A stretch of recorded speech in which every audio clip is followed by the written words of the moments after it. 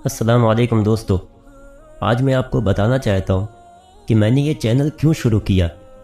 دوستو، ہمارے حضور صلی اللہ علیہ وسلم کا فرمان ہے کہ قیامت سے پہلے مسلمانوں پر ایسی ایسی مصیبتیں آئیں گی اور کافر لوگ انہیں اتنا زیادہ پریشان کریں گے کہ مسلمان آسمانوں کی طرف ہاتھ اٹھا کر اللہ سے رو رو کر دعائیں کریں گے کہ یا اللہ، آپ کی مدد کب آئے گی؟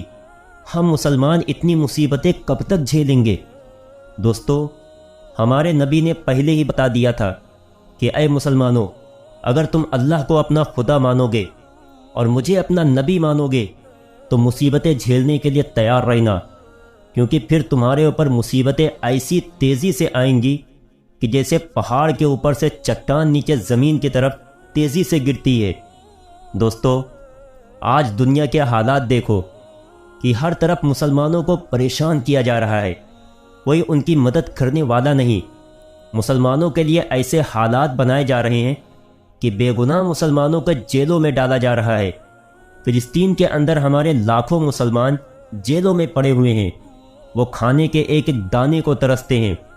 ان کو جو کھانا دیا جاتا ہے تو یہودی پولیس والے ان کے سامنے ہی اس کھانے میں تھوک دیتے ہیں اور کہتے ہیں کہ اگر زندہ رہنا ہے تو اس کھانے کو کھا لینا، ورنہ یہیں جیل میں پڑے پڑے مر جاؤ۔ فلسطین کے ایک رپورٹ کے مطابق ہماری لاکھوں مسلم بہنوں کو یہودیوں نے بہت سی اندھیر کوٹھریوں میں ڈال رکھا ہے، اور وہ روزانہ ان پاکیزہ بہنوں کی عزت لوٹتے ہیں اور ان کے ساتھ زنا کرتے ہیں، اور وہ بیچاری ہماری معصوم بہنیں ان اندھیر کوٹھریوں میں خون کے آنسو روتی ہیں، کوئی ان کی مدد کرنے والا نہیں۔ دوستو، جس دن میں نے یہ چینل شروع کیا تھا تو میں نے پہلے مسجد میں جا کر 2 رکعت نماز پڑھی تھی اور اللہ کے سامنے روتے ہوئے ہاتھ اٹھا کر دعا مانگی تھی کہ یا اللہ، میں تیرا ایک کمزور بندہ ہوں، تو طاقتور ہے، میں کچھ نہیں جانتا، تو سب کچھ جانتا ہے۔ یا اللہ، مسلمانوں کو تکلیف میں دیکھ کر بہت دل دکھتا ہے، اور اپنی پاکیزہ مسلم بہنوں کو یہودیوں کی جیلوں میں دیکھ کر دل چیر جاتا ہے۔ اس لیے یا اللہ، میں لوگوں کو بتانا چاہتا ہوں کہ ہمارا اسلام کیا ہے، مسلمان ہونے پر کیسی کیسی قربانیاں دینی پڑتی ہیں، ہماری مسلم بہنوں نے ہم تک دین پہنچانے میں کیسے کیسے درد جھیلے ہیں۔ یا اللہ، میں مسلمانوں کو دکھلانا چاہتا ہوں کہ ہمارے رسول کو، حضرت زینب کو اسلام کی خاطر کیسے شہید کیا گیا تھا، اور ساری زندگی ہمارے رسول کی بیٹیوں نے کیسے کیسے دکھ درد جھیلے تھے۔ یا اللہ، میں یہ چینل شروع کرنے جا رہا ہوں، آپ میرے قلم میں اتنی طاقت دینا اور میرے الفاظوں میں وہ اثر دینا کہ میں مسلمانوں کو بتلا سکوں کہ اسلام مذہب کیا ہے اور اس کی خاطر ہمارے بڑوں نے کیسی کیسی قربانیاں دی ہیں۔ اے مسلمانوں، تم نماز چھوڑتے ہو، تم روزہ نہیں رکھتے ہو، تم زنا کرتے ہو، تم معصوم لڑکیوں کو اپنے جال میں پھنسا کر انہیں اپنی شہوت کا شکار بناتے ہو اور ان کے ساتھ گندے کام کرتے ہو۔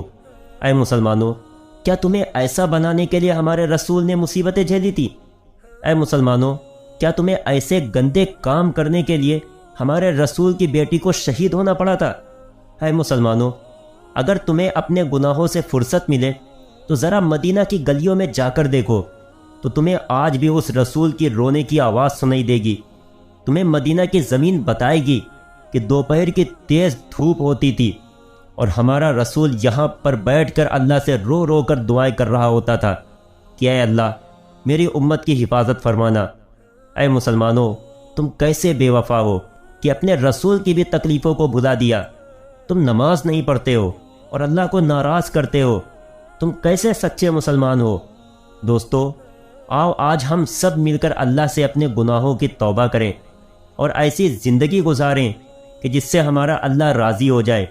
اسی لیے دوستو، میں روزانہ آپ کی خاطر عربی کی بڑی بڑی کتابوں سے ایسے ایسے واقعات ڈھونڈ کر لاتا ہوں کہ جو آپ کے دلوں کو چھو جائے اور آپ کو ایک پکا سچا مسلمان بننے پر مجبور کر دیں، تاکہ آپ کے لیے بھی صحابہ اکرام کی طرح مصیبتوں کو برداشت کرنا آسان ہو جائے۔